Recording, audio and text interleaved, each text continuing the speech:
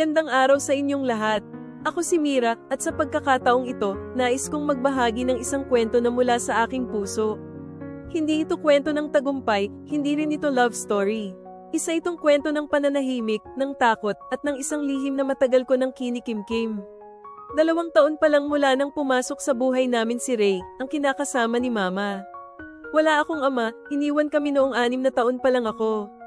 Kaya nung dumating si Ray, parang may bago kaming ilaw ng tahanan.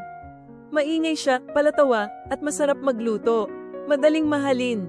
Pero hindi ko inakalang ang mga yakap niyang matagal ay unti-unting magiging mahigpit, kakaiba.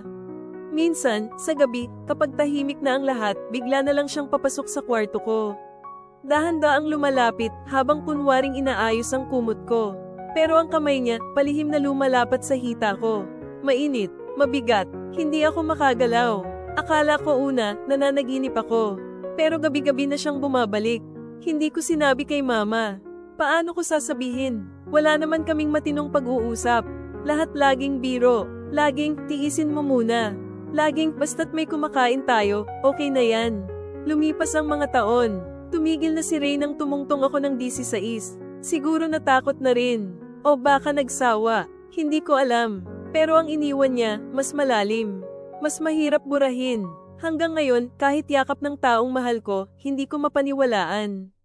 May tanong palagi sa likod ng isip ko, gusto niya ba talaga ako, o ginagamit niya lang katawan ko tulad ni Ray? Naging marupok ako. Ang dali kong ma-fall kahit sa simpleng kilig. Parang gusto kong punan ng kulang sa akin, kahit na minsan, alam kong mali. May mga lalaking dumaan sa buhay ko, may iilan, may sabay, may bawal. Pero ni isa sa kanila, hindi ko lubusang pinagkatiwalaan. Lagi akong handang tumalikod kasi natutunan kong wala namang nananatili. At si Mama, kahit minsan, hindi kami nag-usap tungkol kay Ray. Pero isang gabi bago siya pumanaw, habang hawak ko ang kamay niya, sinabi lang niya, alam ko anak, sana mapatawad mo ko. Yun lang, walang paliwanag. Pero sapat na para magulo ulit ang loob ko. DJ, minsan iniisip ko, kasalanan ko bang naging sirang-sira ako ngayon? O bunga lang talaga ako ng katahimikan ng isang pamilyang hindi marunong makinig? Paano mo ipaglalaban ang sarili mong dangal kung ang pamilyang dapat magtanggol sa'yo, sila pa ang unang bingi sa sigaw mo? At paano mo itatama ang sarili mong landas kung hindi mo na matukoy kung saan ka unang naligaw? Tahimik kami sa bahay. Hindi yung tipong kalmadong tahimik, kundi yung parang may palaging gustong sumabog pero walang may lakas ng loob magsimula. Hindi uso sa amin ang, I love you.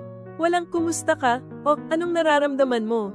Basta pag may problema, either ibabaon sa dasal ni Lola o tatawanan ni Mama.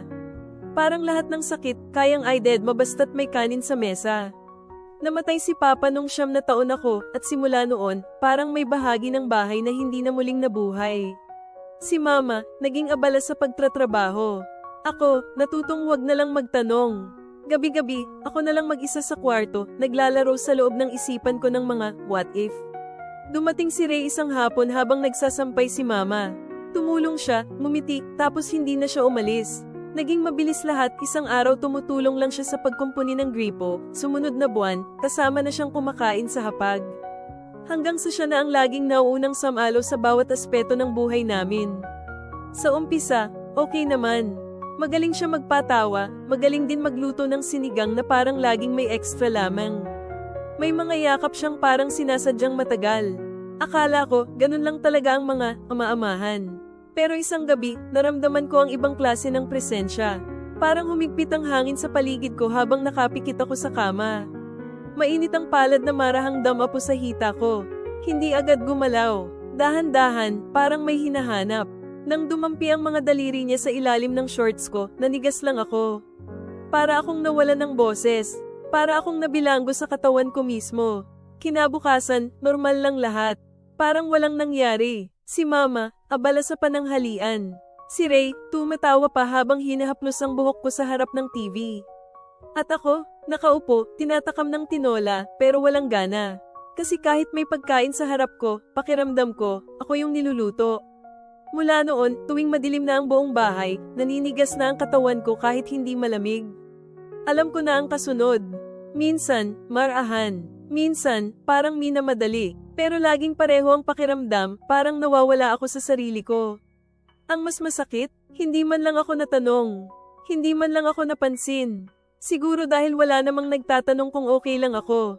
Sa pamilya naming puro tiis, baka iniisip ni mama na normal lang na mag-adjust ako. O baka alam niya, at pinaikit na lang ang mata niya para may lalaking magpaiyak sa kanya sa kama tuwing gabi. Minsan iniisip ko, kung pinalaki kaya ako sa tahanang marunong magsabing, mahal kita, marunong ding magtanong ng, may nanakit ba sayo, baka nagawa kong magsalita.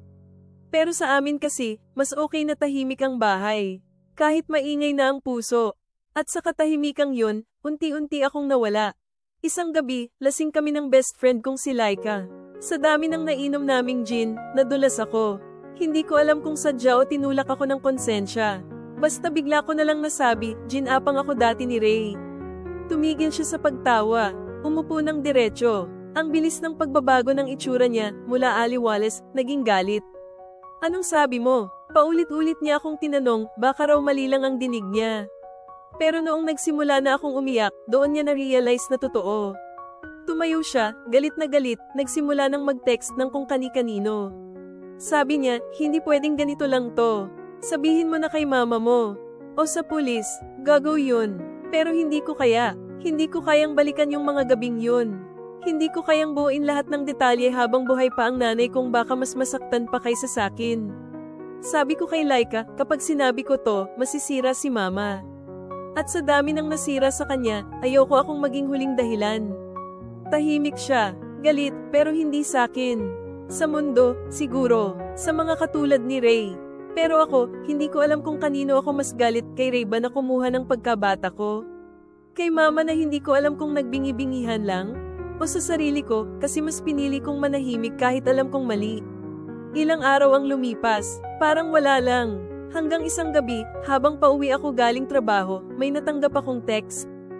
Galing kay mama, nabasa ko ang sulat mo kay DJ Serene. Totoo ba lahat ng yun? Tumigil ang mundo ko, para akong kinuryente. Hindi ko alam kung matatawa ako o matatakot. Sa lahat ng inaasahan kong paraan na mabubuksan tong kwento, hindi ko akalaing sa isang liham sa radyo pa. Pagdating ko sa bahay, nandun siya sa sala. Walang imik, ako rin. Huminga lang siya ng malalim, tapos tumingin sa akin, yung tingin na hindi galit, pero parang napagod. Wala siyang tanong, wala ring yakap. Ang sabi lang niya, alam ko na pala noon pa, pero akala ko, pinapalaki ko lang sa utak ko. Kasi hindi ko kaya. Parang mas sinakal ako noon kaysa nung mga gabing ginagapang ako. Dahil lumalabas, may ideya siya. May kutob, pero pinili niyang huwag pansinin. Wala na akong nasabi. Umakyat ako ng kwarto, ni hindi ako umiyak. Kasi paano ka pa iiyak kung lahat ng luha mo, nalaglag na sa katahimikan? At ngayong alam na niya, mas lalo akong nabigitan. Kasi ngayon, hindi na lang si Ray ang may kasalanan. Tanong ko lang, DJ. Kung ang taong dapat umalalay sa'yo, sila pa yung pinili kang talikuran, paano mo pababalikan ang tiwala? Paano mo bibigkasan ng salitang pamilya, kung ang tunog nito sa'yo ay parang sigaw ng pagkabigo? Minsan pala, ang katotohanan, mas malakas pa sa sigaw. Mas nakakasira ng tahanan kaysa kahit anong lindol. Pagkatapos ng gabing yun, yung tahimik na pag-amin ni mama, at yung pag-akyat ko ng walang kahit isang luha, parang biglang bumitaw lahat ng sinusuportahan ng katahimikan sa bahay. Kinabukasan, wala na si Ray. Naiwan lang ang banig niya sa sala, at yung amoy ng kanyang yosi sa kortina. May sulat siyang iniwan kay mama. Punit na papel mula sa resibo, halos hindi na mabasa. Pero ang malinaw na malinaw, sinira mo ako. Gusto mo akong patayin? Tagumpay ka. Bahala ka sa anak mong sinungaling. Mula noon, hindi na ako makalabas ng bahay nang walang mata na sumusunod sa bawat hakbang ko. Si Aling Mercy sa tindahan, biglang tahimik pag dumarating ako. Si Mang Tony, dati lagi akong binabati, ngayon parang takot madikit sakin. Parang ako pa ang gumawa ng kasalanan. Pero ang pinakamasakit, ang mga kapatid ko, si Bunso, na dati laging nakikipagkulitan, ngayon tahimik na lang. Ayaw akong tabihan. Ayaw akong tingnan. Siguro kasi si Ray ang tinuring nilang tatay. At ako ang Sam Iris sa imahe niya. Lumingon si mama minsan habang kumakain kami. Tiningnan ako, parang may sasabihin, pero wala ring lumabas. Tumayo lang siya at tumuloy sa lababo, tuloy ang hugas ng plato, tuloy ang paglimos ng normal kahit wasak na ang lahat. Ako na ang umalis, hindi dahil itinaboy nila ako, pero dahil hindi ko na kayang huminga sa gitna ng katahimikang puno ng pagsisisi. Pumunta ako sa tita ko sa kabilang bayan. Malayo sa tsismis, malayo sa mga matang mapanuri. Pero kahit malayo ako, dala ko pa rin ang bigat. Kasi kahit sinasabi nilang, "You're so brave, Mira," ang totoo, I didn't feel brave. I felt ruined. Parang wala akong tahanan. May isang gabi, habang nakahiga ako sa kama sa tita ko, naramdaman kong umuusok pa rin ang balat ko kahit wala si Ray. Hindi ko alam kung katawan ko na ba mismo ang hindi marunong makalimot. O kung ako ang paulit-ulit na bumabalik sa gabing yun, kahit ayoko na. Nagising akong may hawak sa sarili kong braso, mahigpit. Parang sinasakal ko ang sarili ko habang natutulog. Tapos tatawa ako mag-isa kinabukasan. Kasi kahit ang sariling katawan ko, galit na rin sakin. Tanong ko lang, DJ, kapag ang katotohanan mo ay naging dahilan ng pagkawasak ng pamilya mo, ikaw ba ang salarin? At kapag lahat ng boses sa paligid mo ay tumahimik, paano mo maririnig ang sarili mong sigaw? Tahimik ang paligid dito sa tinitirhan ko ngayon. Wala masyadong ingay, wala ring ibang tao. Pero sa loob ko, parang may isang sigaw na paulit-ulit, hindi matapos-tapos. Hindi ko alam kung konsensya ko yun, o yung boses ng batang ako na sobrang tagal nang gustong mapakinggan. Madalas, napapaisip ako, tama ba yung ginawa ko? Mas naging maayos kaya ang lahat kung nanahimik na lang ako?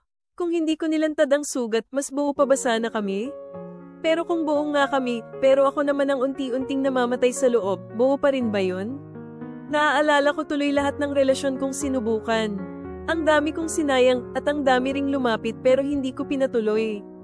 Karamihan sa kanila, nag-umpisa sa init ng katawan, ng atensyon. Pero walang tumagal. Wala akong sineryoso kasi hindi ko rin naman kayang paniwalaan na seryoso sila sakin. Sabi ko noon, independent ako. Strong. Hindi kailangan ng kahit sino. Pero ang totoo, DJ, ang dali kong mapabighani sa kahit sinong marunong magsabing, ang ganda mo. Kapag may marahang haplos sa balikat ko, parang nahuhulog na agad ako. Kapag may dumampi sa bewang ko ng medyo mas matagal kaysa normal, ayan na naman yung init. Hindi dahil landi, hindi dahil gusto ko, kundi dahil gusto kong maramdaman na may pumipili sa akin.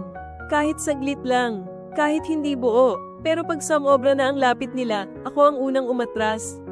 Takot, kasi pag masyado na silang malapit, naiisip ko, paano kung bigla silang maging si Ray? Paano kung pagkatapos ng lahat ng init, ako na naman ang matitirang sugatan?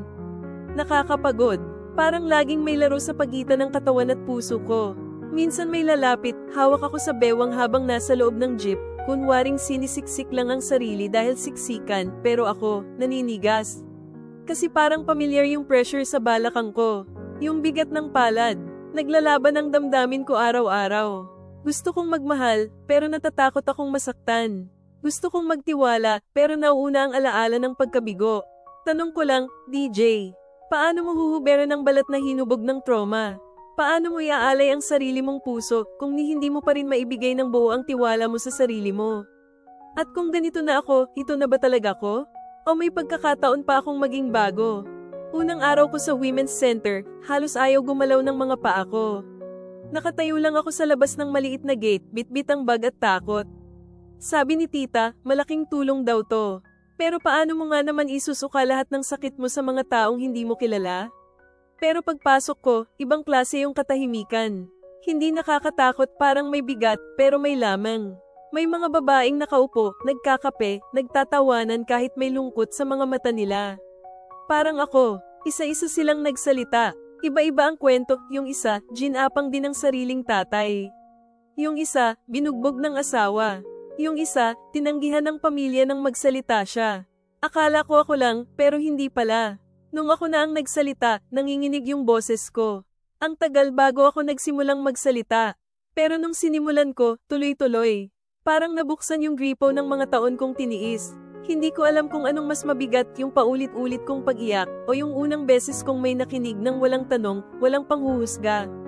Doon ko lang naramdaman na may espasyo akong maging tao, hindi lang biktima. Simula noon, linggo-linggo akong bumabalik. Unti-unting gaman ang likod ko. Parang dahan-daang tinatanggal ang mga batong ilang taon kong pasan. Sinubukan ko ring lumapit sa mga kapatid ko. Nagsimula ako kay Bunso, isang video call, walang drama. Tanong lang, kumusta ka? Sa unang beses, binaban niya agad. Pero sa pangatlong ulit, sumagot na siya. Walang, sorry, walang, na-miss kita, pero nagkwento siya ng assignment niya sa school. At sa sandaling yun, sapat na yun. Nagdesisyon din akong sumulat kay mama. Hindi para patawarin siya, hindi rin para humingi ng tawad. Gusto ko lang tapusin yung kwento. Ipinadala ko yung sulat sa kapatid ko para ibigay sa puntod niya. Sabi ko sa sulat, Ma, hindi kita kayang patawarin ng buo. Hindi pa ngayon, pero ayoko na ring itago ang galit ko sa'yo. Kasi hindi lang ako nasaktan, Maria. Napagod din ako, kaya ito yung pamamaalam na hindi galit, kundi pagbitaw. At nung sinulat ko yun, parang may pader sa dibdib ko na unti-unting naduraj. Hindi pa rin buo ang loob ko, pero hindi na ako basag. Tanong ko lang, DJ, kapag natutunan mong pakawalan ng galit pero hindi pa rin maramdaman ang tunay na kapatawaran, sapat na ba yun? Pwede bang makabuo ng bagong sarili kahit alam mong may bahagi pa rin hindi mo mabuo? Unang araw ko sa Women's Center, halos ayaw gumalaw ng mga paa ko. Nakatayo lang ako sa labas ng maliit na gate, bitbit ang bag at takot. Sabi ni tita, malaking tulong daw to.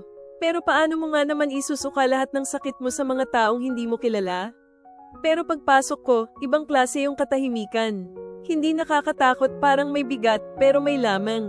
May mga babaeng nakaupo, nagkakape, nagtatawanan kahit may lungkot sa mga mata nila. Parang ako, isa-isa silang nagsalita. Iba-iba ang kwento, yung isa, ginapang din ng sariling tatay. Yung isa, binugbog ng asawa. Yung isa, tinanggihan ng pamilya nang magsalita siya. Akala ko ako lang, pero hindi pala. Nung ako na ang nagsalita, nanginginig yung boses ko. Ang tagal bago ako nagsimulang magsalita. Pero nung sinimulan ko, tuloy-tuloy. Parang nabuksan yung gripo ng mga taon kong tiniis. Hindi ko alam kung anong mas mabigat, yung paulit-ulit kong pag-iyak, o yung unang beses kong may nakinig ng walang tanong, walang panghuhusga. Doon ko lang naramdaman na may espasyo akong maging tao, hindi lang biktima. Simula noon, linggo-linggo akong bumabalik. Unti-unting gama ng likod ko. Parang dahan-daang tinatanggal ang mga batong ilang taon kong pasan. Sinubukan ko ring lumapit sa mga kapatid ko. Nagsimula ako kay Bunso, isang video call, walang drama. Tanong lang, kumusta ka? Sa unang beses, binaban niya agad. Pero sa pangatlong ulit, sumagot na siya. Walang, sorry, walang na-miss kita, pero nagkwento siya ng assignment niya sa school. At sa sandaling yun, sapat na yun. Nagdesisyon din akong sumulat kay mama. Hindi para patawarin siya, hindi rin para humingi ng tawad. Gusto ko lang tapusin yung kwento. Ipinadala ko yung sulat sa kapatid ko para ibigay sa puntod niya. Sabi ko sa sulat, Ma, hindi kita kayang patawarin ng buo. Hindi pa ngayon, pero ayoko na ring itago ang galit ko sa'yo. Kasi hindi lang ako nasaktan, Maria. Napagod din ako, kaya ito yung pamamaalam na hindi galit, kundi pagbitaw. At nung sinulat ko yun, parang may pader sa dibdib ko na unti-unting naduraj. Hindi pa rin buo ang loob ko, pero hindi na ako basag. Tanong ko lang, DJ, kapag natutunan mong pakawalan ng galit pero hindi pa rin maramdaman ang tunay na kapatawaran, sapat na ba yun? Pwede bang makabuo ng bagong sarili kahit alam mong may bahagi pa ring hindi mo mabuo? Paglabas ko ng korte, hindi ako lumingon. Hindi ko na kailangang makita si Ray sa likod ko. Hindi ko na kailangang alalahanin kung ilang beses akong tinanong ng katahimikan, bakit hindi ka lumaban? Kasi ngayon, nilaban ko na. Wala namang confetti, walang palakpakan, pero may biglang gaman sa dibdib ko. Hindi pa rin ako buo, pero hindi na rin ako durog. Bumalik ako sa pagsusulat. Pero hindi naliham ng hinagpis. Hindi na panawagan sa langit o paghagulgol sa papel. Ngayon, bawat letra ay piraso ng kalayaan. Sinimulan kong i-post ang kwento ko sa isang blog na walang pangalan pero maraming nakabasa. Maraming nag-PM. Iba't ibang babae. May estudyante, may nanay, may mas matanda pa sa akin. Lahat sila may bitbit na kwento. Lahat sila, tinuro kong hindi sila baliw. Hindi sila marumi. Hindi sila mag-isa. Sinong mag-aakala na ang kwento kong pinakatago-tago, magiging dahilan para magsimula akong magmahal ulit? Hindi agad ng ibang tao, kundi ng sarili. Sa mga oras na hindi pa rin ako makatulog, sinusulat ko ang mga salitang gusto ko sanang narinig nung bata pa ako. Hindi mo kasalanan. Deserve mong mahalin. Hindi nasayang ang pagkatao mo dahil lang sa ginawa ng iba. Minsan, may lalapit sa akin at sasabihing, ikaw ba si Mira? Ikaw yung nagsulat nung hinapang ni Amain. At sa halip na mahiya, ngumingiti na ako ngayon. Oo, ako yun. At hindi na ako natatakot sa kwentong yun. Kasi kwento ko yun. At hindi na ako ang biktima sa dulo nito. Hindi ako nagpapanggap na okay na ako. Marami pa rin akong gabi ng pagdududa. Marami pa ring araw na iniisip kong baka hindi pa sapat ang tibay ko. Pero ngayon, naniniwala na akong may saysay ang bawat hakbang ko. Hindi ako perpekto, pero hindi na ako nauubos sa kahapon. At sa mga babaeng patuloy na humihinga sa gitna ng katahimikan, sana marinig nila ako, hindi bilang bayani, kundi bilang kapwa. Kasi kung kaya kong magising mula sa bangungot, kaya mo rin.